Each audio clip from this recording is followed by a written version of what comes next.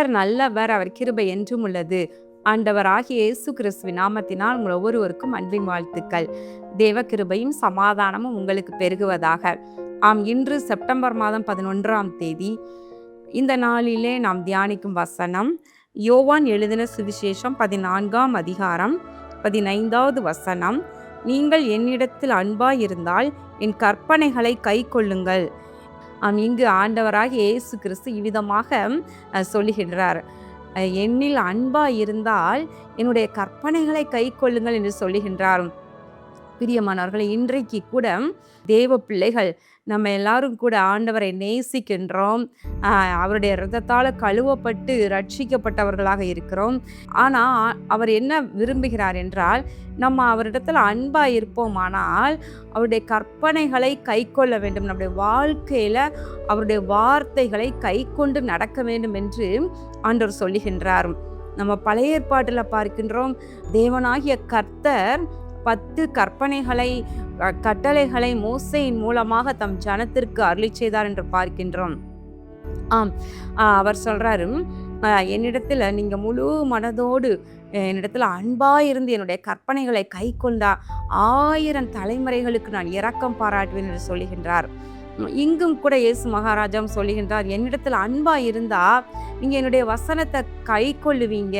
நான் பேசுறத கேட்கறது மாத்திரம் இல்ல, என்னுடைய வசனத்தை நீங்க வாசிக்கிறதுனால மாத்திரம் இல்ல, என்னுடைய கற்பனைகள், என்னுடைய வசனத்தை நீங்கள் கை கொள்ளுவீர்கள்.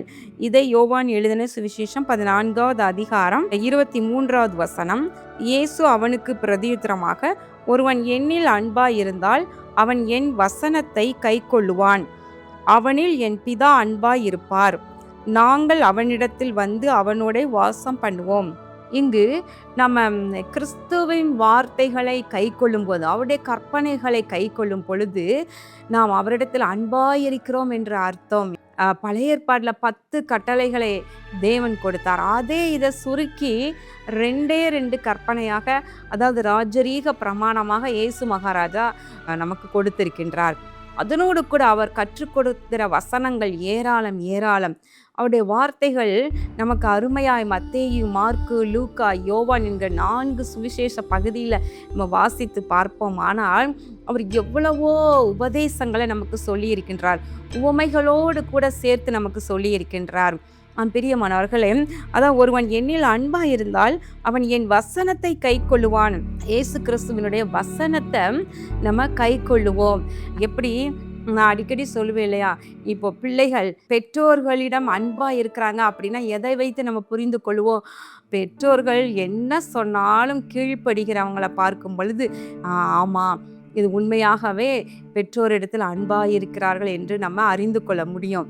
இல்லை, அன்பாயிருக்கிறேன் என்று சொல்லி தாய் தகப்பனுடைய வார்த்தைக்கு கீழ்ப்படியாமல் இருக்கும் பொழுது அது அன்பாயிருப்பதற்கு அடையாளம் அல்ல. விசேஷமாக இந்த மாதத்திற்கு நம்முடைய ஆசீர்வாத டிவி நேயர்களுக்கு கொடுக்கப்பட்டிருக்கிற வாக்கு தத்தம் என்ன என்றால், பென்யமீனை குறித்து, அதாவது பென்யமீன் கோத்திரத்தை குறித்து மோசே சொன்ன ஆசீர்வாதங்கள்ல ஒண்ணுதான்.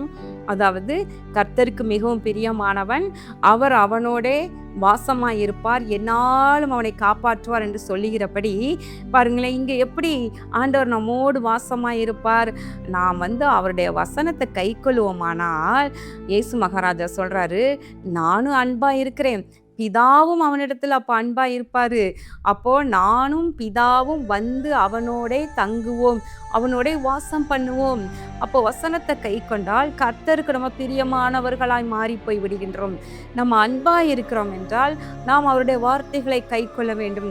ஆண்டவர் உயிரோடு எழுந்த பின்பு தன்னுடைய சீஷர்களை பார்த்து பேசும் பொழுது அவர் பேதுருவை பார்த்து கேட்கின்றார், நீ என்னை அன்பா இருக்கிறாயா? நீ என்னை நேசிக்கிறாயா? நீ இவர்களை காட்டிலும் என்னிடத்தில் அன்பாயிருக்கிறாயா என்று கேட்கின்றார். ஆமாண்டவரே என்று சொன்ன பின்பு ஆண்டவர் தன்னுடைய ஆடுகளை மேய்ப்பாயாக, ஆட்டுக்குட்டிகளை மேய்ப்பாயாக என்று சொல்லி அவரை நம்பி கொடுப்பதை நம்ம பார்க்கின்றோம். குமாரன் மாத்திரமல்ல, பிதாவாகிய தேவன் கூட நம்மோடே வாசம் பண்ணுவார் என்று அருமையா இந்த வசனம் சொல்லுகின்றது. அப்படி என்றால் வசனத்தை அப்படியே நம்ம கை கொள்ளுவோம், வசனத்திற்கு அப்படியே நம்ம கீழ்ப்படிவோம். என்னிடத்தில் அன்பா இராதவன் என் வசனங்களை கை கொள்ள மாட்டான். நீங்கள் கேட்கிற வசனம் என்னுடையதா இராமல் என்னை அனுப்பின பிதாவினுடையதா இருக்கிறது என்று சொல்லுகின்றார். 24வது வசனம். அப்போ அவரிடத்துல அன்பா இராதவன் என்ன செய்வானா, அவருடைய வார்த்தைகளை கை கொள்ள மாட்டான். ஆண்டவர் சொல்றாரு, இயேசு மகாராஜா, இது என்னுடைய வார்த்தையா இராமல் இது என்னுடைய பிதாவினுடைய வார்த்தையா இருக்கிறது, என்னை அனுப்பின பிதாவினுடையதா இருக்கிறது என்று சொல்லுகின்றார். நாம் எந்த அளவுக்கு வசனத்தை நம்ம கை கொள்கிறோமோ அந்த அளவு கர்த்தர் நம்மோடே கூட வாசம் பண்ணுவார். நாம் அவருக்கு பிரியமானவர்களாய் இருப்போம். கண்களை மூடி ஜெபம் பண்ணுவோமா? எங்கள் அன்பின் பரலோக பிதாவே, இதோ இந்த நாளிலே தியானித்த இந்த வசனத்தின்படி நாங்கள் உம்மில் அன்பாய் இருக்கிறோம் ஆண்டவரே. அதை நாங்கள் காண்பிப்பதற்கு உம்முடைய வார்த்தைகளின்படி நடக்க, உம்முடைய கற்பனைகளுக்கு கீழ்ப்படிய இது ஒவ்வொருவருக்கும் அனுகிரகம் செய்வீராக. ஆண்டவராகிய இயேசு கிறிஸ்துவின் நாமத்தினாலே இந்த ஜெபத்தை ஏறெடுக்கின்றேன் நல்ல பிதாவே, ஆமேன். பிரியமானவர்களே, நாம் ஆண்டவருடைய வார்த்தைகளை, இயேசு கிறிஸ்துவினுடைய வார்த்தைகளை கை கொள்ளும் பொழுது அவர் நம்மோடே வந்து வாசம் பண்ணுகிறார். பிதாவாகிய தேவனும் வந்து நம்மோடே வாசம் பண்ணுகிறார். இதை நாம் மறந்து விடக்கூடாது. கர்த்தர் உங்களை ஆசீர்வதிப்பாராக. ஆமேன்.